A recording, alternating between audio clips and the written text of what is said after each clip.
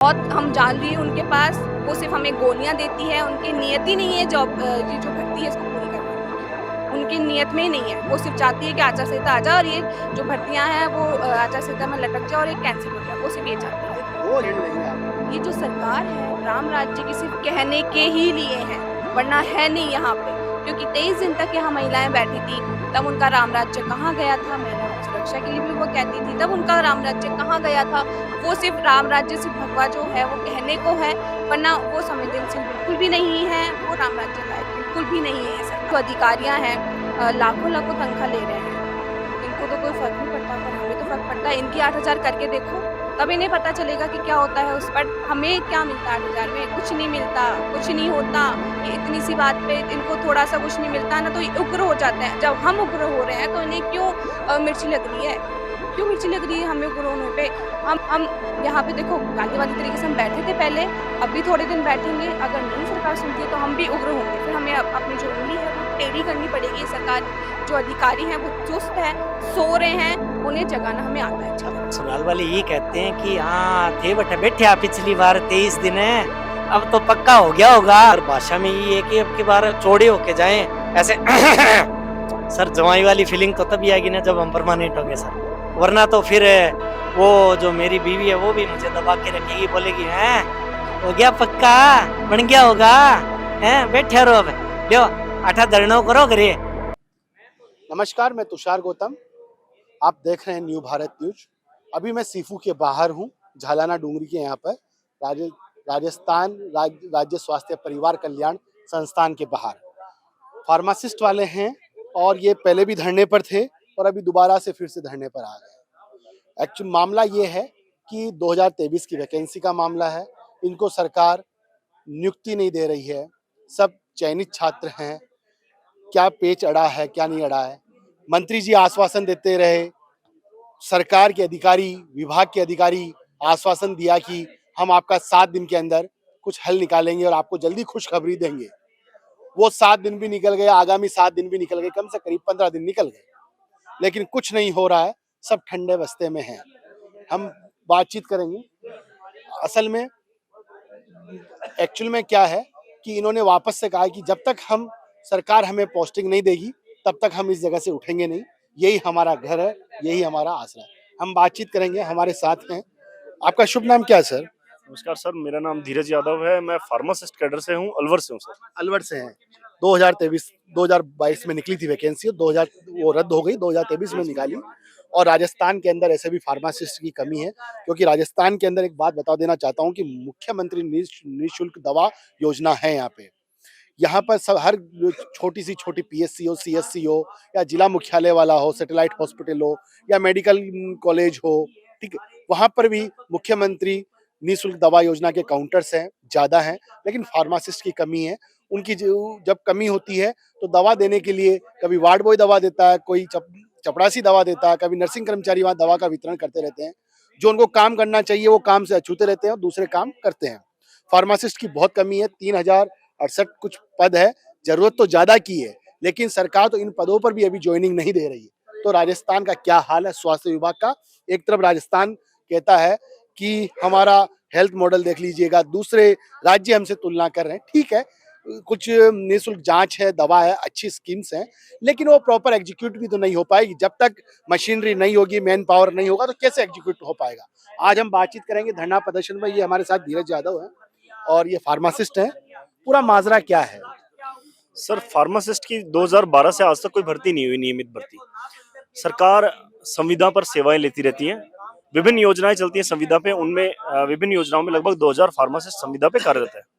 पिछले 11 साल से ये भर्तियां नहीं हुई है। इन संविदा फार्मासिस्टों को जो नियमितीकरण का रास्ता है वो नियमित भर्ती से ही गुजरता है। नियमित भर्ती 2022 में निकली, उसे सरकार ने रद्द कर दिया, 2023 में दोबारा निकाली। आज उस भर्ती को निकले हुए लगभग 12 महीने हो गए हैं। हमारे जो डॉक्यूमेंट वेरिफिकेशन का प्रोसेस हुआ लगभग इसी संस्थान में, शिफू संस्थान में, लगभग 6 माह बीत चुके हैं। फिर भी राज्य सरकार ने आज तक हमारी प्रोविजनल सूची जारी नहीं करी। प्रोविजनल सूची एक तरह की अस्थायी सूची जारी होती है, उसके बाद अंतिम चयन सूची जारी होती है और उसके बाद नियुक्ति देती है। आज 6 महीने हो चुके हैं, राज्य सरकार ने ना हमारी प्रोविजनल सूची जारी करी है, ना ही राज्य सरकार ने हमारे डॉक्यूमेंट्स में, जैसे बाहरी राज्यों की जांच का मामला है, जो कि अमूमन हर कोर्स में हर विभाग के अंदर होता है। इनकी जांच के नाम पे राज्य सरकार ने 6 महीने खींच लिए। जो हमारे अनुभव प्रमाण पत्र बने, जिसे मैंने जिस भी योजना में कार्य किया संविदा पे, उसके अनुभव प्रमाण पत्र बने, उनके पुनर्सत्यापन के नाम पे राज्य सरकार ने लगभग 6 माह खींच चुकी है। आज लगभग इन्हीं चीजों को देखते हुए हमें लगभग पिछले 23 दिन यहाँ पे धरना किया था। 23 दिनों का धरना का परिणाम ये निकला था कि माननीय एसीएस महोदय थी सुब्रा सिंह जी, उनसे हमारी वार्ता हुई थी। चिकित्सा मंत्री से भी हुई थी जी, उन्होंने क्या आश्वासन दिया और सुब्रा सिंह जी ने क्या आश्वासन? देखिए मंत्री जी का जो हमारा आश्वासन था वो ये था कि आप 10 दिन का इंतजार करिए, आपके लिए सब कुछ पॉजिटिव होगा, आपकी कार्य आगे बढ़ेगा। माननीय एसीएस सुब्रा सिंह जी का भी हमारा यही था कि 7 दिन के अंदर आपका कार्य हो जाएगा। आज उस बात को हुए 11 दिन हो गए, जब हमें कुछ होता नहीं दिख रहा है, तो अब हमें आचार संहिता लगभग सर पे है। आने वाले 15-20 दिनों के अंदर पूरे देश भर में आचार संहिता लागू हो जाएगी। जैसे पिछली आचार संहिता के अंदर 2 महीने 2.5 महीने इन्होंने हमारी फाइलों को एक तरफ कोने में पटक दिया। हमें पूरी उम्मीद है कि अगले 15-20 दिन सरकार निकालेगी और फिर इन सब फाइलों को निकाल के कोने में पटक देगी और फिर हम 2 साल 4 साल 3 साल इनके संघर्ष करते रहेंगे। हमें ये डर है कि हमारी आचार संहिता जारी होने से पूर्व हमारी प्रोविजनल सूची जारी कर हमारे को सबको नियुक्ति दी जाए। हमारे अन्य कैडर भी हैं, छोटे कैडर हैं, उनको भी सबको नियुक्ति जारी की। एक सरकार के विभाग के अधिकारी बता रहे हैं कुछ फर्जी डिग्री है जो अन्य राज्य की जो है रजिस्ट्रेशन है, उनके वहां पर सवाल खड़े हो रहे हैं उन पर। जी बिल्कुल, हमारे ये एक्चुअली में मेडिकल फील्ड में नहीं है, शिक्षा विभाग के अंदर भी है, परंतु शिक्षा विभाग के अधिकारी कर्मचारी मुझे लगता है शायद ज्यादा सक्षम है। जो इन्होंने 1 महीने में जांच करा लेते हैं, 15 दिन में जांच करा लेते हैं। शिक्षा के अंदर भी अभी जम्मू कश्मीर से बीएड डिग्री का मैटर आया था, उन्होंने तो जांच करा ली। हमारे ऐसा भी तो हो सकता है ना कि भाई जिनकी डिग्री सही है, सब कुछ ऐसा, उनको तो नियुक्ति देनी चाहिए। बिल्कुल, हमारा बहुत बड़ा दोष है ये कि हमने राजस्थान से 10वीं 12वीं करी, ये मैंने पाप किया है। मैंने राजस्थान से डिग्री डिप्लोमा की, ये मैंने पाप किया है। मैंने राजस्थान में संविदा की नौकरी करी 8 साल, ये हमने पाप किया है। इस पाप को सरकार खत्म हो गया हो तो हमारी सजा खत्म हो गई तो सरकार हमें नियुक्ति दे दे। हम सब योग्य अभ्यर्थी हैं जिन्होंने यहाँ से डिग्री डिप्लोमा किया है, जिन्होंने यहाँ की इस सरकार की योजनाओं में, हमने बता रहे हैं हम 8,000 में काम कर रहे थे जब तक हम फर्जी नहीं थे। हम फर्जी कब हो गए? जब हम नियमित नियुक्ति मांग रहे हैं, जब इनको 40,000 रुपए देने पड़ेंगे, 35,000 देने पड़ेंगे, 50,000 देने पड़ेंगे, जब तो हम फर्जी हैं। और 8,000 में काम कर रहे थे जब तक हम सही थे। तो राज्य सरकार ऐसा दोगला रवैया ना बनाए। आज उनमें से मैं बता रहा हूँ 75% लोग ऐसे जो विभिन्न संविदा की योजनाओं में लग रहे थे, आज वो 75% लोग नियमित नहीं होने वाले जब वो उनको फर्जी दिख रहे हैं। आपने इनको 8 साल से कैसे सेवाएं ले रहे थे आप 8,000 रुपए में? उसमें कोई आपको वेरिफिकेशन की आवश्यकता नहीं थी, उसमें भी वेरीफाई होकर लगे थे। सबकी डिग्री डिप्लोमा सही है, मात्र 2% 3% हो सकता है मैं फर्जीवाड़ा मान भी सकता हूँ, लेकिन उसके चक्कर में सुप्रीम कोर्ट भी ये कहता है कि किसी बेगुनाह को तो सजा ना मिले। तो योग्य अभ्यर्थी है उनको सबको नियुक्ति दी जाए, जो बेगुनाह उसको मैं कह रहा हूँ रोका जाए, होल्ड करा जाए और उसका भी 4-6 महीने में निस्तारण किया जाए। सर हम आपसे बातचीत करेंगे। आपका क्या नाम है? सर विकास मीणा। विकास जी, आरटी कैडर से आ जाता हूँ। जी जी थोड़ा आगे आ जाओ, आगे आ जाओ। बड़े सुंदर बाल हैं आपके। जी सर। हमारे तो कम बाल हैं। सर जब बेरोजगार रह जाएंगे ना सर, भाई ये बाल भी उड़ने वाले हैं। अच्छा अच्छा। हाँ, थोड़े दिनों का ही खेल बचा है सर ये। थोड़ा दिनों का हाँ सर। थोड़ा सा धूप आ रही है, आपका फोटो थोड़ा सा आगे आ जाओ। मेरा ये कहना है आपसे कि पहले भी आप 23 दिन धरना प्रदर्शन कर चुके हैं, जी दोबारा से आप धरने प्रदर्शन कर आ गए। सरकार ने आपको जो आश्वासन दिया था, मतलब सरकार कहीं ना कहीं आपके आश्वासन को नहीं स्वीकार किया, मतलब आपकी बात को स्वीकार नहीं किया, और उन्होंने कहा था कि हम आपको जल्दी ही पॉजिटिव देंगे, आपको खुशखबरी देंगे। जी जी उसके बदले में क्या मिला अब आपको? सर, खुशखबरी मिली? सर इन्होंने प्रशासन ने आके वादा किया था कि 7 दिन का हमें समय दीजिए, और अगर 7 दिन में मतलब आपको गुड न्यूज नहीं मिलती है तो 8वें दिन आप आगे धरने पे बैठ जाना। तो सर कहने का मतलब जो उन्होंने वादा किया था वादे पे खरे नहीं उतरे, तो सर विश्वास टूट गया सर हमारा। 8वें दिन जब उन्होंने पूछा क्या आपने कि क्या है हमारा आगे, क्या रहा क्या नहीं रहा, क्या खबर है, जो खुशखबरी? सर जो जो हमारे साथी जाके मिले उनका एक ही कहना है, बी पॉजिटिव, हो रहा है, आपका काम हो रहा है। लेकिन सर वो लिखित में ऐसा कोई आदेश है हमारे सामने आया नहीं अभी तक। अच्छा, जी अब खुशखबरी आप देंगे क्या उनको? नहीं सर, हम क्या खुशखबरी दें, हम तो बेरोजगार है। डबल इंजन की सरकार है। जी जी सर, कहने का मतलब है कि हमने इसी आस में मतलब इस सरकार को जिताया था कि जैसे ही इनके जो एमएलए हमसे वोट मांगने गए थे, उन्होंने हमने उनसे ये पूछा कि आप हमारे लिए क्या करोगे, तो उन्होंने बोलो आपकी समस्या बताओ। मैंने बोला कि सर हमें ज्वाइनिंग चाहिए, आप हमारे लिए विधानसभा में आगे कोई ऐसी समस्या क्रिएट होती है तो आप हमारी बोलोगे क्या? बिल्कुल बोलेंगे। आज सर वो एमएलए विधानसभा में हमारी आवाज नहीं उठा रहे। तो और कहने का मतलब ये है कि उस टाइम पे बैनर भी लगे थे, मोदी की गारंटी करके बैनर लगे थे, और उन्होंने कहा था कि जैसे हमारी सरकार आएगी तो हम फर्स्ट कैबिनेट में आपको ज्वाइनिंग देंगे, ऐसा उनका कहना था। लेकिन सर ये चीज धरातल पे अभी तक उतरी नहीं है। और जवाहरलाल सरकार ने वादा किया था, और भजनलाल जी शर्मा का खुद का कमिटमेंट है कि 3 महीने का काम 1 महीने में कर लेंगे। डबल इंजन की सरकार है, नारियों के प्रति संवेदनशील है, महिलाओं के प्रति संवेदनशील है। लेकिन सर ऐसा जैसा वो बोल रहे हैं ना, तो अपनी जो बात है तो वो सर सामने प्रत्यक्ष रूप से हमारे सामने नहीं दो आ रही। महीने के अंदर देखो, आप शहीद स्मारक के वहां जाके देखिएगा, तो तृतीय श्रेणी अध्यापक भर्ती वाले प्रदर्शन कर रहे हैं, राजीव गांधी युवा मित्र प्रदर्शन करते हैं, रिट के जो एडिशनल डिग्री वाले हैं वो प्रदर्शन कर रहे हैं। जगह जगह तो प्रदर्शन हो रहा है, सबको वो लटकाया हुआ था। जो कांग्रेस ने उनको लटकाया, बीजेपी ने भी उनको लटका दिया। बीजेपी ने बात करी थी विधानसभा चुनाव में, भाषण दिए थे कि हम युवा हमारी धुरी है। 73% युवा है इंडिया के अंदर। जी सर, जी और सर। वो टूल है, एक तरीके से जी हथियार है जी जी विकसित भारत को बनाने के लिए। वो आतंकवादी भी बन सकते हैं जी बनने में, जी जी। लेकिन एक भारत को विकसित बनाने का सबसे बड़ा हथियार है। सर कहने का मतलब बेरोजगार हैं, बेरोजगार मतलब जो इनको रोजगार नहीं मिलेगा, तो कहने का मतलब इनसे एक इनकी मतलब जो डिग्रियां हैं उनका सर कोई मतलब नहीं निकलता। और युवाओं को मतलब आप ही पता है कि युवा इस देश के विकास का आधार है।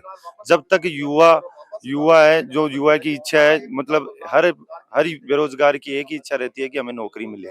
ठीक है सर, हमने पढ़ाई की, यहाँ तक पहुंच गए, प्रोविजनल लिस्ट भी आ गई, खाली पोस्टिंग के आदेश हमें देने हैं। तो आप सामने देख लीजिए, मैं प्रदेश की जनता को यही बताना चाहूंगा कि क्या हमारा ये गुनाह है कि हम हिंदुस्तान में पैदा हो गए, तो हमें नियुक्ति क्यों नहीं मिल रही, हमें पोस्टिंग क्यों नहीं मिल रही।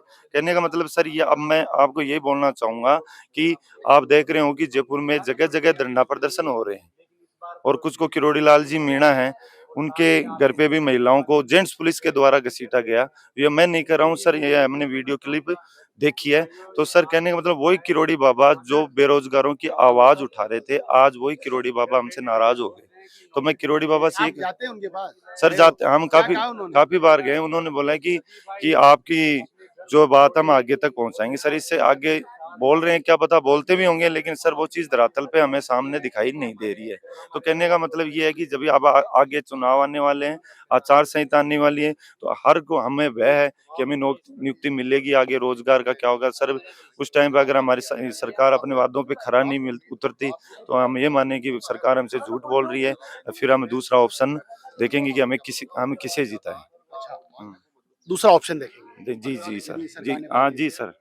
पहले भी सर सरकार से पहले हम सरकार से मतलब सरकार ने, मतलब कांग्रेस सरकार ने भी हमें लटका के चलेगी, या बीजेपी लटका के जा रही है। तो कह रहे सर इनके इनके आपस में जो भी चल रहा है उसके बीच में हम पिस रहे हैं।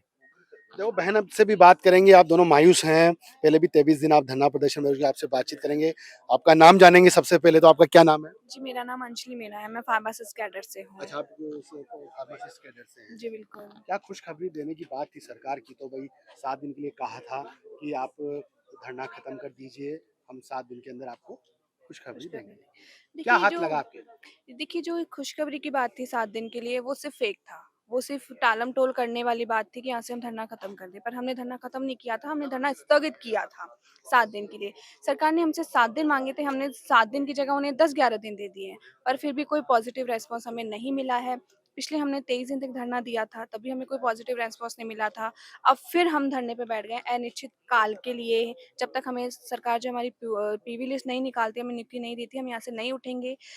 अब 23 दिन हम बैठे थे, तो हम सोचे थे कि सरकार हमारी लिस्ट जो है वो निकाल दे, पर लिस्ट नहीं निकाली, तो अब हम टेढ़ी उँगली करेंगे और हमें निकलवाना आता है, तो हम प्रोविज़नल लिस्ट अपनी निकलवा कर ही रहेंगे यहाँ से।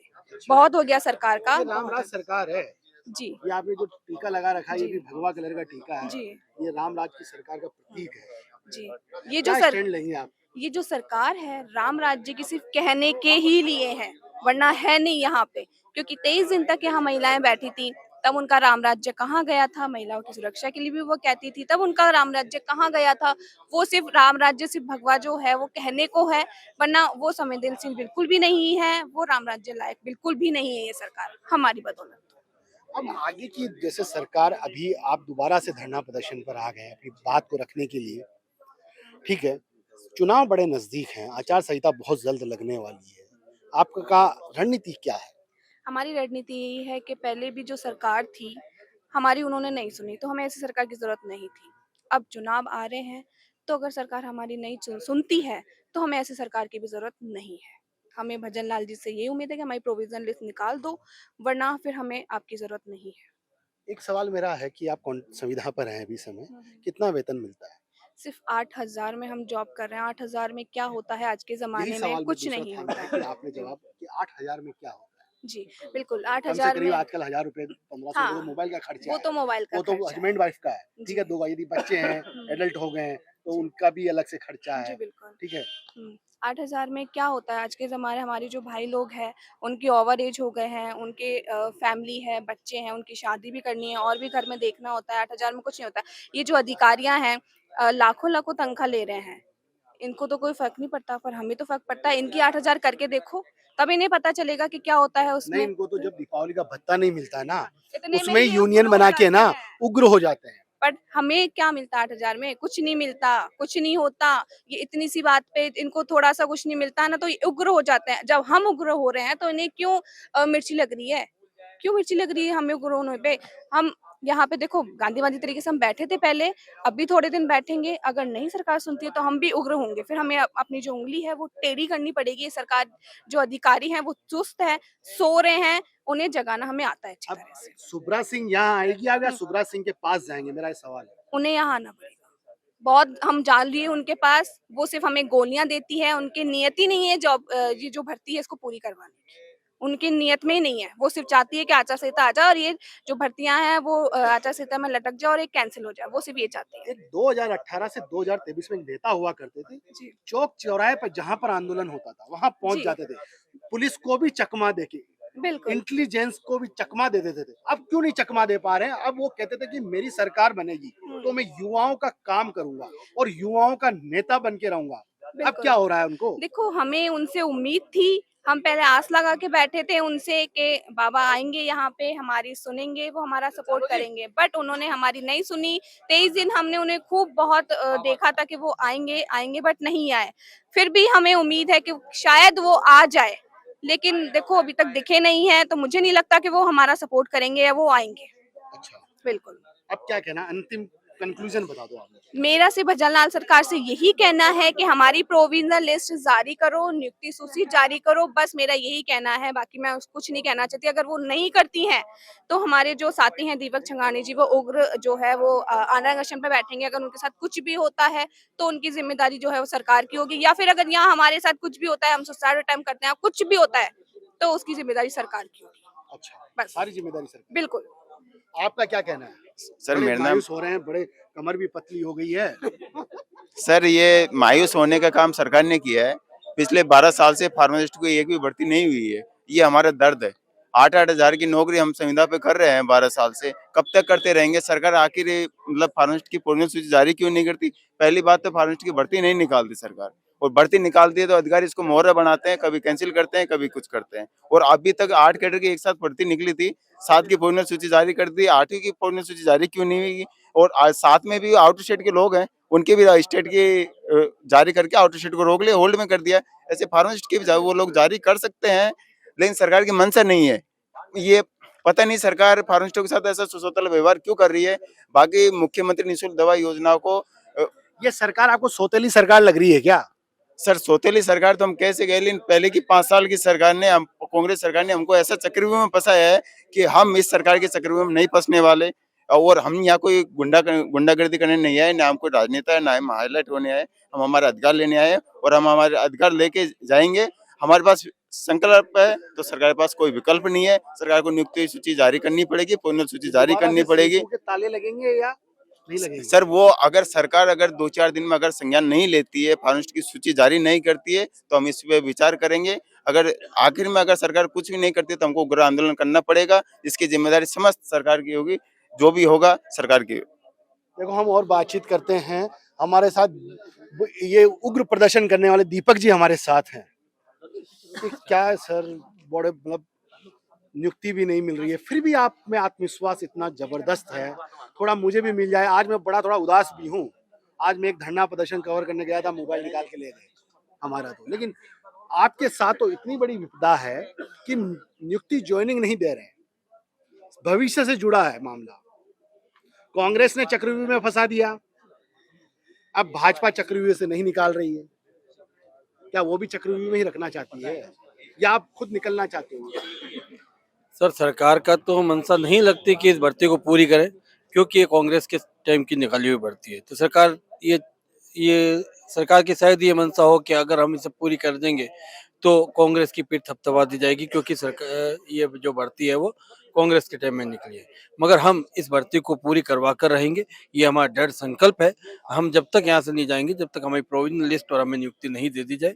मैं सरकार से स्पष्ट चेतावनी देता हूँ कि यदि सरकार हमारी बातों को नहीं मानती है तो संभवतः मैं कल से यहाँ पर आमरण अनशन पर बैठूंगा, और यदि मेरे साथ कुछ भी होता है तो इसकी समस्त जिम्मेवारी राज्य सरकार और प्रशासनिक अधिकारियों की रहेगी। और अगर उससे भी सरकार नहीं मानी तो हम आगे क्या रणनीति करेंगे और किस प्रकार से उग्र आंदोलन करेंगे, मैं इसके लिए भी सरकार को चेतावनी देता हूँ कि उसके बाद में हम करो या मरो की नीति से कोई उग्र आंदोलन भी करेंगे। देखो, हम आगे बढ़ते हैं और ये बहन है, इनसे बातचीत करेंगे। यदि सुब्राज सिंह जी ने इस बार यदि आपने उग्र प्रदर्शन किया, फिर से वही दे दिया आपको कि आश्वासन 7 दिन रुकिए, थम जाइए, रुकेंगे क्या आप? बिल्कुल नहीं, क्योंकि आश्वासन हमें झूठा पहले मिल चुका है। हमने 7 दिन की जगह 11 दिन इंतज़ार कर लिया है, और अभी भी अगर उनको ये उम्मीद है कि हम उनको झूठा आश्वासन दे के उनको उठा देंगे, तो ये उनकी बहुत बड़ी गलती है, उनकी गलतफ़हमी है कि हम इनको झूठा आश्वासन दे देंगे और ये लोग उठ जाएँगे। ऐसा बिल्कुल भी नहीं होगा। और मैं एक चीज़ बोलना चाहती हूँ कि आप बोल रहे हो कि ये राम राज्य सरकार है। राम राज्य में एक वचन था कि प्राण जाए पर वचन ना जाए। यहाँ पे मुझे नहीं लगता जो बीजेपी सरकार है ये अपना एक भी वचन पूरा कर रही है। इन्होंने आते ही बोला था कि जो भी चिकित्सा रिलेटेड जितनी भी भर्तियां हैं ये जल्द से जल्द उनको पूरा कराएंगी। यहाँ पे हमने 23 दिन का एक बार धरना दे चुके हैं, उसके बाद हमें झूठा आश्वासन 7 दिन का मिल गया है। हमारे यहाँ से 2 बार डेलीगेशन जा चुका है, हमें वहाँ पे बुला के हमसे बातचीत हो चुकी है। उसके बावजूद इन लोगों की तरफ से हमें कोई भी ऐसा लिखित में पॉजिटिव रिस्पांस नहीं मिला है। तो मैं ये सबसे पहले तो ये सरकार से ये पूछना चाहती हूँ कि इनके जो वचन हैं वो ये लोग कब निभाने का स्वीकार करेंगे। पहले तो मैं आपका नाम जानना जी चाहूँगा। बिल्कुल, मेरा नाम रेखा मीना है और मैं नीमका रेखा थाना जी, से। आज क्या तैयारी करके आएगा? पाठ पूजा करके आए कि आज सब डटे रहेंगे जब तक हमको पोस्टिंग नहीं मिलेगी?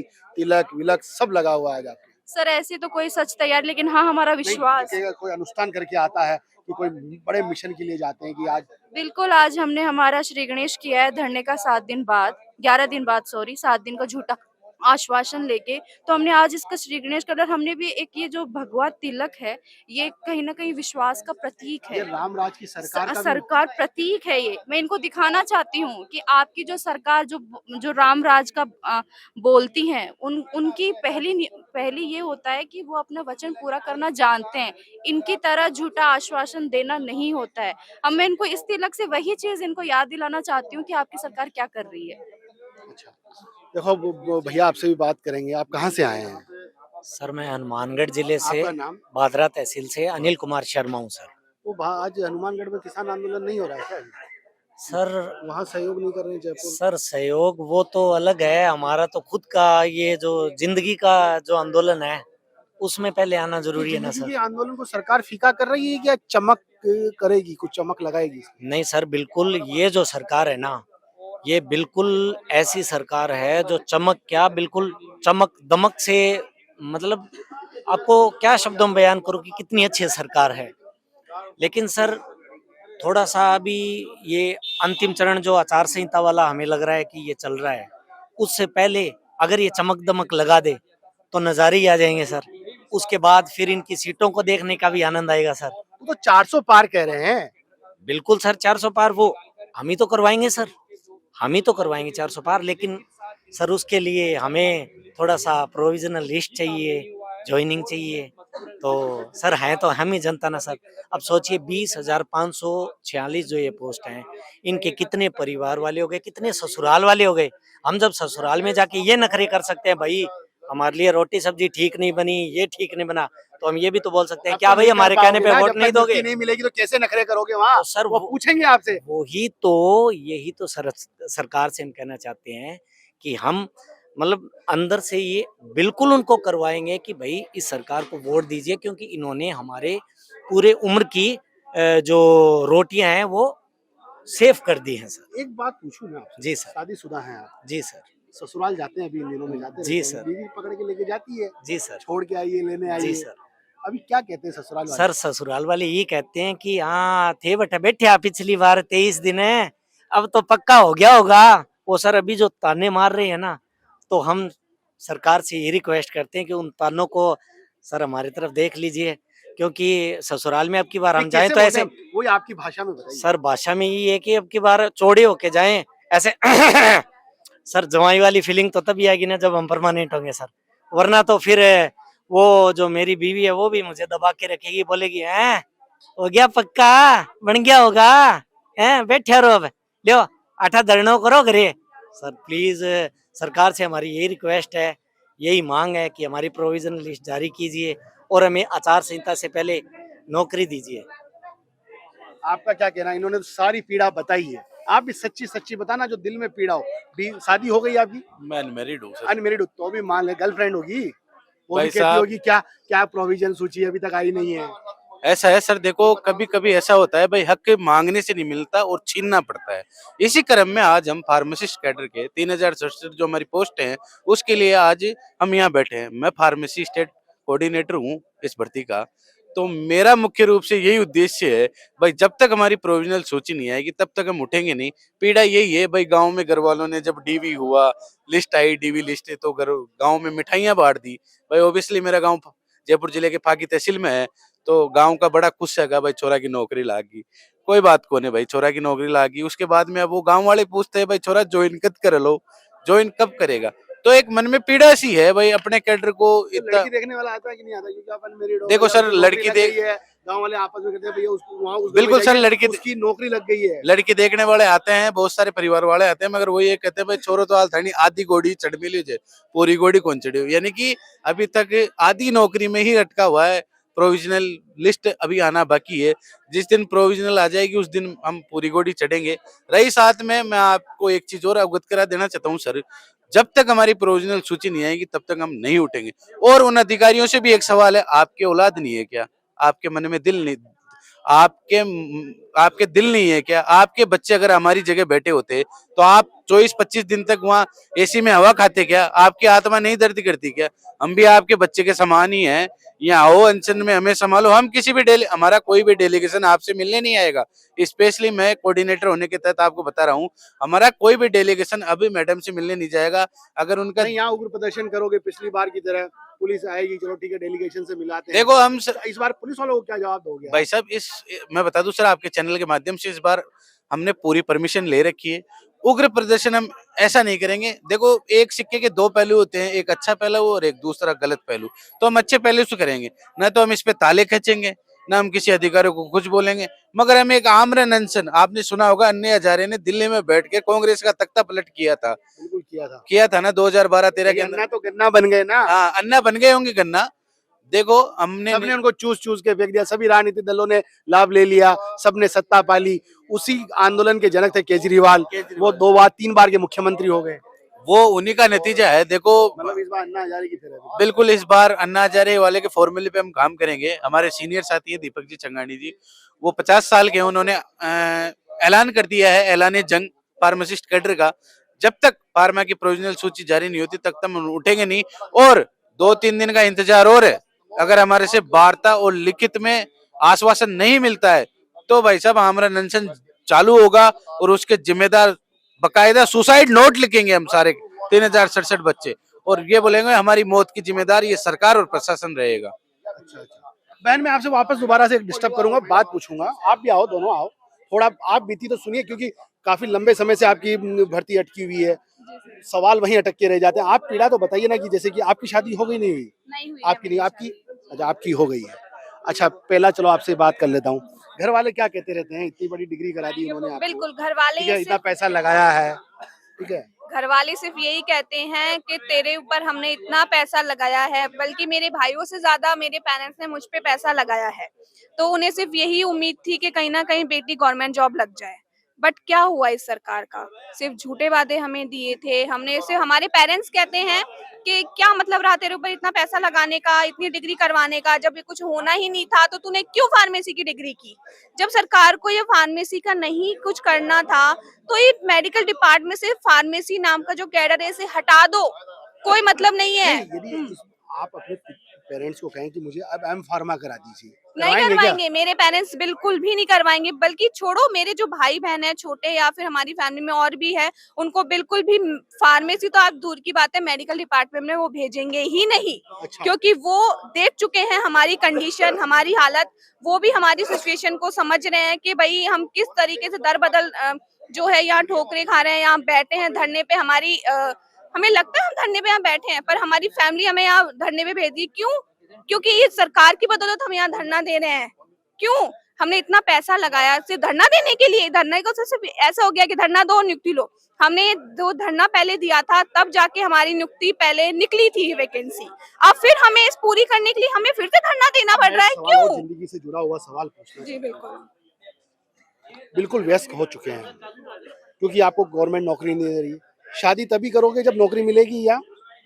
जी बिल्कुल, देखिए शादी तो तभी करनी है जब तक नौकरी हमें नहीं मिल जाती, क्योंकि देखो इतना पैसा पेरेंट्स ने लगाया, तो वो भी यही चाहते हैं कि भाई नौकरी लग जाए तो अच्छा है, वरना कल को फिर तो शादी करनी है। बट हमारे पास देखो कोई मोटिव नहीं है, मर तो हम वैसे ही रहे हैं, हम यहाँ मर ही जाएंगे, बट यहाँ से नहीं उठेंगे। हम यहाँ से हमारी प्रोविजनल नियुक्ति नहीं लेके हम उठेंगे, यहाँ तो चाहे हमें सुसाइड करना पड़े। आपकी तो शादी हो गई है, जी आप फार्मासिस्ट हैं, बी फार्मा किया हुआ है। जी ठीक है, क्या कहते हैं घर वाले? जी, मेरा तो 2 परिवार है। मैं फ़िलहाल 2 परिवार की बेटी हूँ, एक परिवार की मैं बहू हूँ। सबसे ज़्यादा उम्मीद मुझे मेरे से अगर कोई करता है तो मेरे ससुराल वाले हैं, क्योंकि मेरे जो ससुराल वाले हैं वो थोड़ी वीक साइड से हैं, मतलब वो उनका कोई उसमें कोई गवर्नमेंट एम्प्लॉयी नहीं है। उन्होंने मुझसे बहुत ज़्यादा उम्मीद रखी हुई है। वहीं पे अगर मैं मेरे मायके की बात करूँ तो मेरे जो पापा हैं वो गवर्नमेंट एम्प्लॉयी, वो रेलवे के अंदर है। उन्होंने मेरे पे सबसे ज़्यादा, हम 5 भाई-बहन हैं, सबसे ज़्यादा उन्होंने मेरे पे पैसा खर्च किया है। आज वो एक गवर्नमेंट एम्प्लॉयी होके इस ओहदे पे, वो उन्होंने मुझे एक बहुत बड़ी बात बोली थी जब ये धरना हमारा चल रहा था कि बेटिया, जब मैंने आपके पीछे जब 10 लाख रुपए लगा दिए, उसके बाद आप यहाँ रोड पे बैठे हुए हो, इससे अच्छा तो आपने ये डिग्री नहीं की होती तो अच्छा होता। जब ऐसे सवाल हमारे सामने आते हैं तो हमारा दिल टूटता कभी है। ऐसा आता है कि जो तो आपके परिवार में कम पढ़ा लिखा हो और वो ज्यादा उन्नति कर जाए, तो वो ये ऐसे ताने नहीं मारते हैं क्या कि तुमने क्या कर लिया इतनी पढ़ाई लिखी? बिल्कुल, बिल्कुल, हमारे रिश्तेदार यही कहते हैं कि क्या क्या उखाड़ लिया तुमने, अब इतनी मेडिकल की पढ़ाई करके तुमने कर क्या लिया? मैं चिकित्सा मंत्री से ये कहना चाहती हूँ कि जो डिपार्टमेंट है, इसको आप बंद कर दीजिए, क्योंकि आप लोगों से नियुक्तियाँ तो दी नहीं जाती। निःशुल्क दवा वितरण कौन करेगा?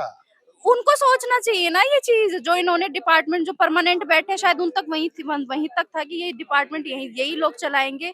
उनके रिटायरमेंट के बाद भी उन्हीं को जॉब दे दो, क्योंकि हमारा जब कोई सुन ही नहीं रहा है, हमें वैकेंसियों के लिए धरना देना पड़ता है, हमें डॉक्यूमेंट वेरिफिकेशन करवाने के लिए धरना देना पड़ता है, अब हमें जॉइनिंग के लिए धरना देना पड़ रहा है, प्रोविजनल लिस्ट निकलवाने के लिए धरना देना पड़ रहा है। तो ये धरना अपना धरना दो और अपना रिजल्ट पाओ, ये कौन सी बात हो गई? जब ये रोड पे बिठाकर ही वो अपना डिपार्टमेंट चलाना चाहते हैं, तो इससे अच्छा तो डिपार्टमेंट बंद कर दीजिए। देखो, इन लोगों की जुबानी आपने सुनी होगी, इनकी पीड़ाएं देखी होगी। दोबारा से धरना प्रदर्शन पर ये आ गए हैं और इन्होंने ठान लिया है कि इस बार ज्वाइनिंग लेके जाएंगे और जो भी सरकार के आला अधिकारी नुमाइंदे वो हमसे बातचीत करने यहाँ पर आएंगे और लिखित में देके जाएंगे और तभी उठेंगे, तब यहाँ से हमको पोस्टिंग मिलेगी। इन्होंने चेतावनी दे दी है। इन्होंने सरकार के ऊपर सवाल खड़े किए कि सरकार क्यों नहीं दे रही है, हमारी डिग्री सही है, हम चयनित छात्र हैं और हमें जल्दी से जल्दी नियुक्ति दे सरकार, वरना कुछ हम उग्र प्रदर्शन करेंगे, आमरण अनशन पर जाएंगे। हम सरकार से हमारे पास वार्ता करने के लिए आए, ना कि हम जाए। पहले भी हम गए थे 2 बार, हमको आश्वासन दिया था कि जल्दी खुशखबरी मिलेगी, कोई खुशखबरी नहीं दे रहे हैं। हम आगे भी इनकी खबरें दिखाते रहेंगे, आप देखते रहिएगा। सहयोगी अमित शर्मा के साथ मैं तुषार गौतम, न्यू भारत न्यूज़।